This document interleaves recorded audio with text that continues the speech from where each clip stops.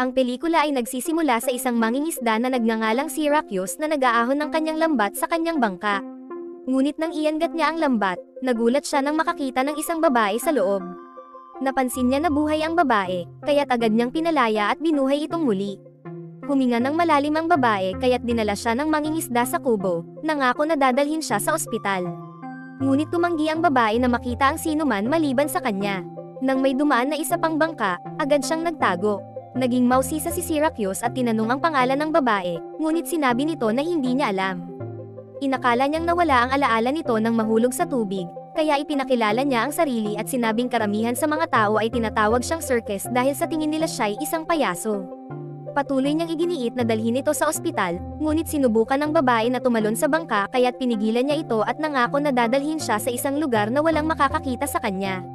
Makaraan ng ilang sandali, dinala niya ang babae sa caravan ng kanyang yumaong ina. Sinabi niya na ang kanyang ina ay isang loner at ayaw makipagkita sa mga tao, kaya walang nakakaalam tungkol sa lugar. Nang umalis siya, nadismaya siya na hindi man lang nagpasalamat o nagpaalam ang babae. Sa susunod na eksena, nagmamadali si Syracuse sa bahay ng kanyang dating asawa na si Maura para kunin ang kanilang anak na si Annie. Pinagalitan siya ni Maura dahil sa pagiging huli, ngunit binaliwala ito ni Syracuse at dinala ang kanilang anak sa dialysis appointment. Habang nakadialysis, humingi si Annie ng kwento para palipasin ang oras, kaya nagsimulang magkwento si Syracuse tungkol sa misteryosong babae na natagpuan niya, na itinago niya bilang isang fairy tale. Nag-isip si Annie kung isang sirena o isang sky ang babae. Tinanong ni Syracuse kung ano ang sky, kaya ipinaliwanag ni Annie na ito'y isang babaeng seal na marunong kumanta. Paminsan-minsan, aalis ang sky sa dagat, mawawala ang kanyang balahibo ng seal at mamumuhay sa lupa hanggang tawagin siya muli ng dagat. Matapos ang dialysis, sinurpresa ng nurse si Annie ng bagong power chair na donasyon ng CRC. Labis siyang natuwa at ipinakita ito sa kasintahan ng kanyang ina na si Alex. Kinabukasan, bumalik si Syracuse sa caravan at natagpuan ang misteryosong babae na kumakanta sa tabi ng ilog. Habang naghahanda siya ng bangka para mangisda, iginiit ng babae na sumama siya, ngunit tumanggi si Syracuse dahil naniniwala siyang malas ang may babae sa bangka. Hinamon siya ng babae sa pamamagitan ng pagtatanong kung nagkaroon ba siya ng swerte kamakailan, at nang aminin ni Syracuse na wala, pinayagan niya itong sumama. Habang nasa biyahe, tinanong ni Syracuse kung anong kanta ang kinanta niya kanina, ngunit hindi maalala ng babae kung saan niya narinig iyon. Tinanong niya kung naaalala na niya ang kanyang pangalan at sinabi ng babae na tawagin siya sa pangalang Enine, na mula sa isang mahiwagang kwento ng isang batang babae na nagmula sa tubig. Habang lumilipas ang araw, natagpuan nila na walang laman ang mga lambat ni Syracuse, ngunit nang kumanta si Enine at nag-ahon si Syracuse ng isa pang lambat, nagulat siya nang makakita ng lobster doon. Inisip niyang may kaugnayan ang kanta ni Enine sa biglaang swerte, kaya hiniling niya sa kanya na kumanta muli habang nagpapababa siya ng isa pang lambat. Nang hilahin niya ito pataas, nakakuha siya ng 2 pang lobster, na nagkumbinsi sa kanya na nagdadala ng swerte si Enine. Makalipas ang ilang sandali, maraming lobster ang naibenta ni Syracuse sa pamilihan, at ginamit niya ang pera para mamili ng damit, ngunit nagnakaw din siya ng ilan habang abala ang tindera. Kinuha niya si Annie mula sa paaralan na nagpumilit makipagkarera pauwi gamit ang kanyang bagong motorized wheelchair. Sa kanilang pag-uwi, ipinagpatuloy niya ang kanyang mahiwagang kwento, na sinasabing nakakahuli ang mangingisda ng mas maraming isda kapag kumakanta ang misteryosong babae. Matapos niyang ibalik si Annie sa kanyang bahay, ipinagpatuloy ni Syracuse ang pagmamaneho papunta sa caravan, ngunit sinundan siya ni Annie dahil interesado siya sa kanyang kwento. Dumating si Syracuse sa caravan at binigyan si Enine ng bagong damit at pagkain. Hinalikan siya nito sa pisngi bilang pasasalamat, ngunit hindi siya tumugon. Sa halip, tinanong niya kung gaano katagal niyang balak manatili. Sinabi ni Enine na depende ito sa kanya, at sumagot si Syracuse na maaari siyang manatili doon magpakailanman. Ibinahagi ni Syracuse na ikinukwento niya sa kanyang anak ang tungkol sa kanya, ngunit bilang isang fairy tale. Ngumiti si Enine dito. Napanood ni Annie ang lahat ng ito mula sa likod ng mga puno. Nang maglaon, pumunta siya sa aklatan at humiram ng mga libro tungkol sa Selkies. Samantala, pumunta si Syracuse sa simbahan upang makipagkita sa pari. Dahil walang mga support group sa maliit na bayan, itinuturing niyang parang sobriety program ang kanyang mga pangungumpisal. Ibinahagi niya na nanaginip siya ng isang libing at nagpanik siya dahil nagbalik siya kay Maura. Napag-alaman na hindi tumigil sa pag-inom ang kanyang dating asawa, na nag-aalala sa kanya para kay Annie. Inirekomenda ng pari na humingi siya ng tulong mula sa isang counselor, ngunit tumanggi si Syracuse dahil sikreto ang kanyang mga takot. Nag-amin siya na nagnakaw siya ng mga damit pambabae, dahil nahihiya siyang makita na bumibili nito, at ginawa niya ito para sa babaeng inahan niya mula sa tubig. Nagsimulang magtanong ang pari, ngunit tumanggi si Syracuse na sabihin pa ang iba. Kinabukasan, pumunta si Annie sa caravan mag-isa at natagpuan si Endine na lumalangoy sa tubig. Inisip niyang totoo ang kwento ng kanyang ama. Nang umakyat si Endine mula sa tubig, nadiskubre niyang anak ni Syracuse si Annie. Tinanong ni Annie kung may kapangyarihang mahiwaga si Endine tulad ng pagpapagaling sa kanyang sakit sa bato. Hindi sumagot si Endine, kaya't patuloy na nagtanong si Annie base sa mga librong nabasa niya. Hindi sigurado kung ano ang sasabihin, inanyayahan ni Endine si Annie sa loob ng caravan, ngunit inisip ng bata na babalisahin siya nito. Nagtanong si Annie kung mas mabuti bang manatili sa ilalim ng tubig dahil lagi siyang may sakit. Patuloy na iniwasan ni Endine ang mga tanong ng bata, ngunit nagpumilit si Annie na makilala siya at inalok pang maging magkaibigan. Naging mausisa si Endine sa kanyang mga nawalang alaala, kaya't inamin niyang iba ang kanyang pakiramdam kapag nasa tubig siya. Tinanong ni Annie tungkol sa kanyang balahibo ng seal, ngunit nalito si Endine. Ipinaliwanag ng bata na nawawala ang balahibo ng isang selkie kapag nasa lupa ito, at hindi makakabalik sa dagat hanggat hindi ito natatagpuan. Kapag natagpuan ito, maaaring itago ito sa lupa para manatili ng 7 taon at makahanap ng kaligayahan kasama ang isang tao sa lupa. Tuwang-tuwa si Annie sa kanilang pagsasama, hinalikan niya si Endine sa pisngi bago umalis. Samantala, pumunta si Syracuse sa aklatan upang humiram ng mga libro tungkol sa mga selkie, ngunit sinabi ng librarian na hiniram na ito ng kanyang anak. Nang maglaon, muli silang nagpunta ni Endine upang mangisda. Itinalaga niya si Endine na magpatakbo ng bangka, ngunit nang may dumaan na isa pang bangka, agad siyang nagtago at nagpatuloy sa paggamit ng kanyang mga paa sa pagpapatakbo. Kumanta siya at biglang napuno ang lambat ni Syracuse ng maraming isda, kabilang ang mga salmon na bihirang mahuli sa ganoong paraan. Habang kinokolekta niya ang mga isda, binalaan niya si Endine tungkol sa paparating na patrol ng Fisheries Board. Nang sumampa ang mga patrollers at mapansin ang mga salmon, sinuri nila ang kagamitan ni Syracuse at natagpuan si Endine na nagtago. Gayunpaman, wala silang sinabi at idineklara na normal ang lahat, at sa huli ay umalis na rin. Dahil nakita na rin ng mga patrollers si Endine, laking ginhawa ni Syracuse na hindi niya lang ito iniisip. Nababahala si Endine na maaaring ikalat ng mga patrollers ang tungkol sa kanya, ngunit hindi nag-alala si Syracuse dahil dati na siyang naging paksa ng mga chismis, at alam ng lahat ang tungkol kay Endine. Magkasamang pumunta ang dalawa sa pamilihan matapos maibenta ang mga isda. Sumama si Endine kay Syracuse sa bayan upang bumili ng damit. Nakabangga nila si Annie at sinabi niyang nagkakilala na sila, kaya sumama siya sa kanila at tumulong kay Endine pumili ng damit. Gayunpaman, napag-alaman ng buong bayan ang tungkol sa bagong kasama ni Syracuse. Kinabukasan, bumisita si Annie kay Endine ng mag-isa. Sinabi ni Annie na hindi siya marunong lumangoy, kaya inalok siyang turuan ni Endine. Habang nasa tubig sila, may nakita si Endine na nakabalot sa damong dagat na inakala niyang kanyang balahibo ng seal. Hinimok siya ni Annie na ilibing ito sa abandonadong greenhouse malapit sa caravan upang manatili siya sa kanila ng 7 taon. Makalipas ang ilang sandali, sumama sila kay Syracuse sa Rieta.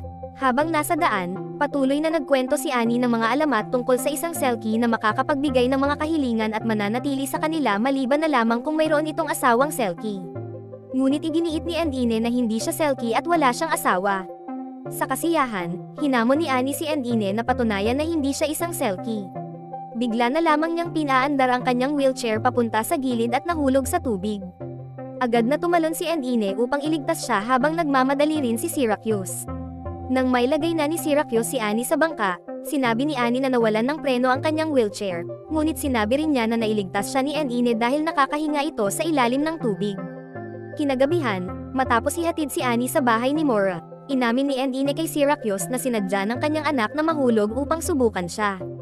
Tinanong niya kung bakit siya tinawag na circus, kaya ibinahagi niya na dati siyang lasingero. Tumigil siya sa pag-inom nang makita niyang nasa panganib si Annie habang lasing si Mora. Nagdesisyon siyang isa sa kanila ang dapat maging matino para alagaan si Annie, kaya nauwi sa hiwalayan ang kanilang kasal. Pinasaya siya ni Endine at nagkaakit ang loob sila, nauwi sa isang masigasig na gabi. Samantala, tinanong ni Mora ang kanyang anak tungkol kay Endine, at sinabi ni Annie na may isang taong naghahanap ng babae. Nabahala si Annie at nagkaroon ng panaginip tungkol sa isang misteryosong lalaki na lumalabas mula sa tubig. Kinabukasan, bumalik si Syracuse sa pari. Inakala ng pari na natulog siya kasama ang babae at kinumpirma ito ni Syracuse. Ipinaliwanag niya na ikinukwento niya ang lahat sa pari dahil ang pagtatago ng mga lihim ay maaaring magdulot ng pagkabaliw. Inamin din niya na nagdadala ng swerte si Endine sa kanya, ngunit natatakot siya na may mangyayari, hindi sigurado kung ito'y magiging maganda o masama. Pagkatapos ng pag-alis sa simbahan, lumapit ang misteryosong lalaki kay Syracuse ngunit binaliwala niya ito. Dinala niya si Annie sa kanyang dialysis appointment at tinanong kung bakit siya nag-aalala kagabi, ngunit sinabi ni Annie na ito'y likha lamang ng kanyang imahinasyon. Pagkatapos ng appointment, bumalik si Syracuse at Annie sa bahay ni Mora, ngunit wala roon ang kanilang ina. Samantala, sa kabilang bahagi ng bayan, isang misteryosong kotse ang dumating sa tahanan ni Endine kaya nagtago siya agad sa greenhouse. Hinanap siya ng misteryosong lalaki ngunit hindi siya natagpuan. Naghanap sina Syracuse at Annie kay Mora sa bayan at sa wakas nakita nila ito kasama si Alex sa pub. Tumanggi si Mora na ibigay ang mga susi ng bahay at sinabi niyang maayos lang si Annie kasama nila. Walang magawa, umalis na si Syracuse. Pagbalik niya sa caravan, laking gulat niya nang makita itong sinira. Buti na lang at nakita niya si Endine sa tabi ng ilog, na ngayon ay naniniwalang ang kanyang selkie na asawa ang misteryosong lalaking naghahanap sa kanya. Naalala ni Syracuse na ang mga selkie ay makakapagbigay ng mga kahilingan kaya iminungkahi niyang maaari niyang hilingin na mawala ang lalaki. Ngunit tumanggi si Endine dahil ang kanyang hiling ay gumaling si Annie. Ito'y nagdulot ng halo-halong emosyon kay Syracuse, masaya at malungkot, kaya sumang-ayon siya sa hiling ni Endine ngunit hiningi rin niyang manatili ito sa kanila. Habang nag-uusap sila, papalapit ang misteryosong lalaki sa bayan. Nagkataon namang lasing na nagmamaneho si Mora kasama si Alex at Annie, na nagresulta sa banggaan ng dalawang sasakyan at pagkamatay ni Alex. Agad na tumakbo sina Syracuse at Endine sa ospital. Makaraan ng ilang oras, nagising si Annie ngunit dinala siya ng mga doktor para sa kanyang operasyon.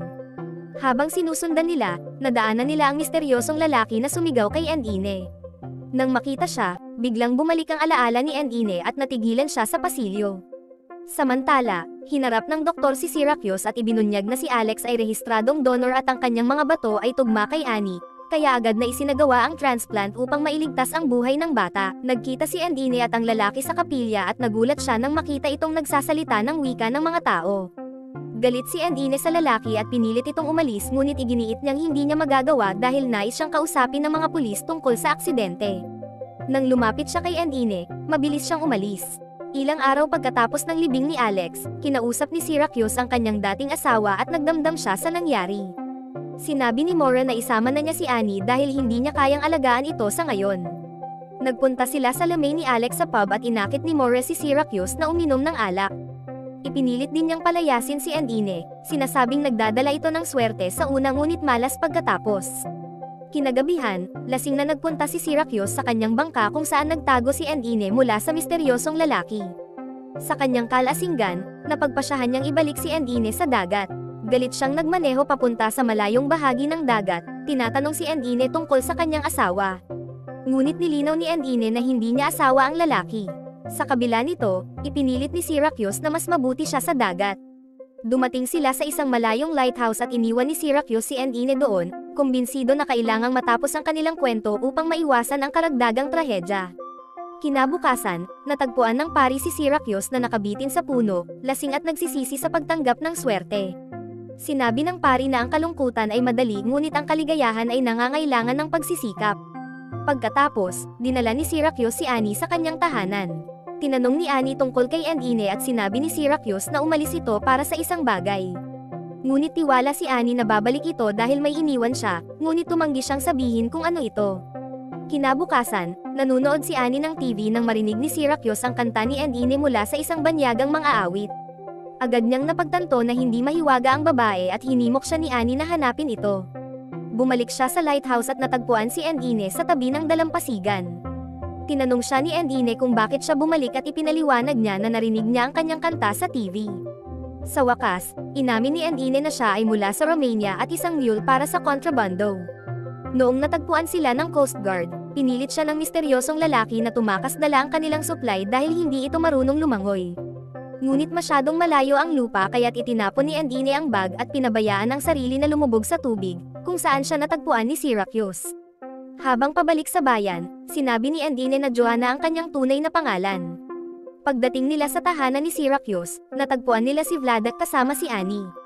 Sinimulang bugbugin ni Syracuse si Vladek ngunit dumating ang kanyang mga tauhan na may baril.